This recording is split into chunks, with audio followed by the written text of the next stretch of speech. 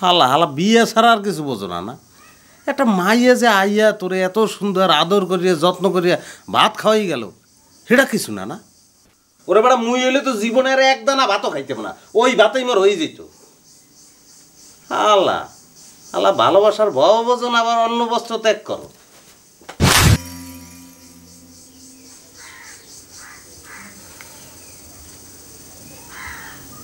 না তো শরীরই এটা ঠান্ডা হয় নাই, গরম। লাভ হইবে না দোস্ত, না খাইয়ে তুই মরতে পারবি না।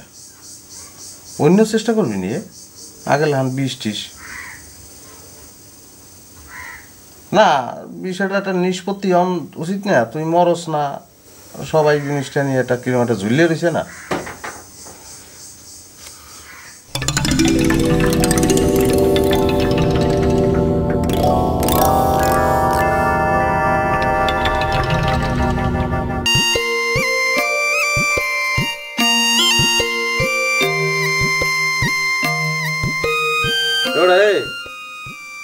জহর জানাইছে চাই দেখ, ভাত লইছে, ভাত মাংস দাও খাই নি। হিরু ভাই নাম খায় না,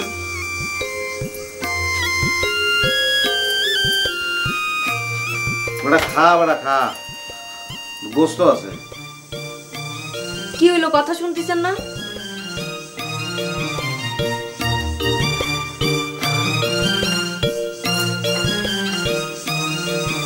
কাম দে, খা, বিসমিল্লাহির রহমানির রহিম, খা ওটা, বিসমিল্লাহ করে খা ওটা। গেল গেল গিল্লেলা, খাওয়ার সময় কাদা লাগে না হিরু ভাই, খায় না। যার জন্য আমি এরকম অবস্থা করলাম, তার তো কোনো সুরা হলো না রে নুরু। সুরাহা হবি নি, আগে খায় না। এসব কি শুরু করছো তোরা? আমি তো এই বাড়ি থেকে পলাতে দেখতেছি না। থাক না ছোট বউ, হিরু ভাই খাচ্ছে, আর কোনো অশান্তি করবি না, তাই না হিরু ভাই? ও আব্বা, তুমি তো বড় গিন্নি হয়ে গেছো। ওই চিনতে বলে বড় বাবু আসছে, চলা করে। হিরু ভাইয়ের খাওয়াটা শেষ হই, তারপর যাচ্ছি। তুই জানা ছোট বউ, হিরু তো খাচ্ছেই, সামনের উপরে বসে থাকলে আর একটা বায়না উঠবি। তুই চলে। আমি তো আপনাদের কাছে এমন অপুষ্য হয়ে গেছি, এই জন্যই নিজের জীবন শেষ করবার চাইছিলাম। জর্দান, তুমি কি জন্য আমার জন্য খাবার নিয়ে আসলে? কি জন্য আনলে? ছোট বউ তুই যা তো, হিরু ভাই আপনি খান, ছোট বউ না কর। থাক তুই। তেজ না, সুন্দর তেজ। হিরু ভাই আপনি খান তো, খান না, খান। খা খা খা, মাছটা একটু বাইছে, খান হিরু ভাই। চাবা চাবা, ভালো করে চাবাই গেল।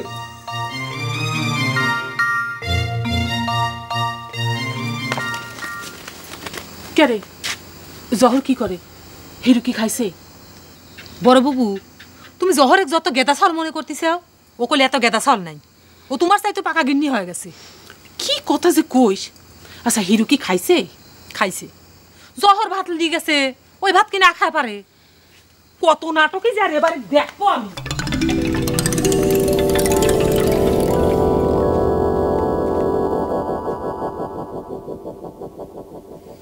নাটক দেখলি গা জ্বলে যায়, হাতে বিষ তুলে দিতেও বাদে না, আবার বুকে তুলে খাওয়াতেও বাদে না।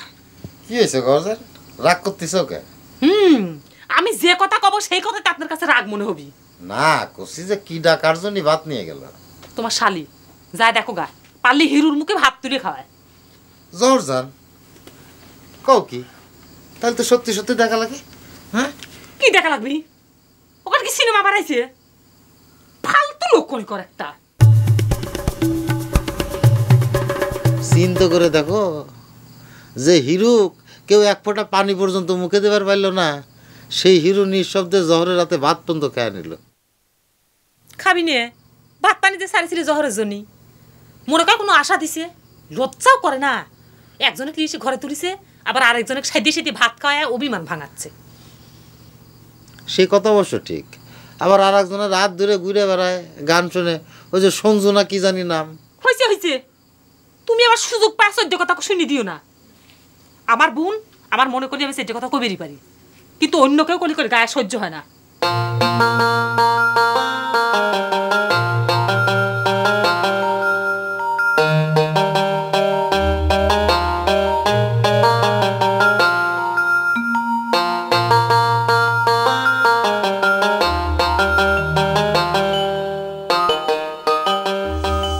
বোঝো এখন বোঝো ভাতের মজা কি। বেটা মাছ বাইছে এর ভেতরে খাওয়াই গেছে বেটা, মজা লাগছে না? কি বেটা মুখ বেজার করে রয়েছ কা? তোর আশা তো পূর্ণ হয়েছে। কিসের আশা পূরণ হলো?